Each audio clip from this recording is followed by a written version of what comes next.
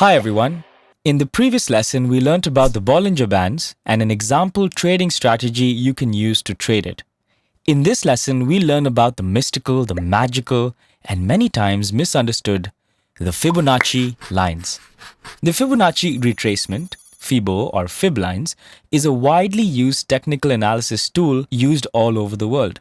It's not an indicator as such, as it doesn't measure any underlying variable of the security, like momentum. In fact, the Fibonacci sequence came about with nothing to do with trading. In Pisa, Italy, Leonardo Pisano, also known as Fibonacci, a 13th century Italian mathematician, came to know of a Hindu numeral system during his travels. Now, in his study, he found a numerical series, now named after him, in which every succeeding number is the sum of the two preceding numbers. For example, 8, 13, 21, 34, 55, 89, and so on. However, the interesting thing about this number sequence is that any number in it is around 1.618 times greater than the preceding one. In other words, each number is about 61.8% greater than the previous one. The most eerie of this key ratio, it's also called the golden ratio between two numbers, is that it is found everywhere in the universe, from the human arm, hurricanes, and even spiral galaxies. Everything seems to follow this golden ratio between them. Many people believe that the Fib sequences are random coincidences and we have a lot of hullabaloo for nothing. However, the sequence has crept into trading and stuck for a long time. Fib lines are now standard tools in any charting software. There's no harm in learning about it. Perhaps it won't be of much use to you, but there's no harm in learning something that may be helpful for you in the future. One more tool in the trading arsenal. The 5 Fibonacci lines used in technical analysis are also based on this golden ratio. The ratios for other lines are similarly derived. For example, 38.2% ratio is the result of division of any number by the second succeeding number in the sequence. 23.6% comes up with any number is divided by the third succeeding number. As you can see, the 5 Fib lines in between 0 to 100, 61.8% is of course the golden line. 50% line is not a Fib line but just a midpoint. The general idea behind the Fib lines is this.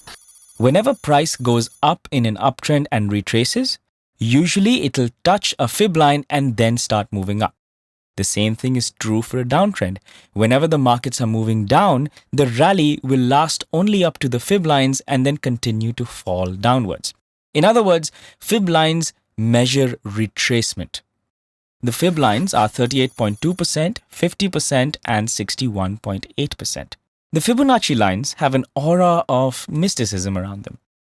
There are no papers or verified backtests that can prove its effectiveness. However, it remains a handy tool for reference. However, we can see a 50% retracement quite accurately without the use of Fib lines. It comes quite naturally, don't you think? Let's see an example on DLF daily charts. As you can see, the market has shifted from a downtrend to this new uptrend. Also notice the next day the market falls again. This is the retracement I've been talking about. The market's been moving up and now we have, say, 1 or 2 red bars which have moved down. Now the question is, how far will this decline continue? No one really knows, but Fib lines can give us an estimate. All you need to do is select the Fib line tool in your charting software and draw a line from the latest swing low to the latest swing high. This is very important. Make sure you draw it on the latest swing highs and lows. As you can see, the market, the fall that is currently at 61.8%. Therefore, we expect the market to bounce back. And this is what happens. The market completely reverses and moves up.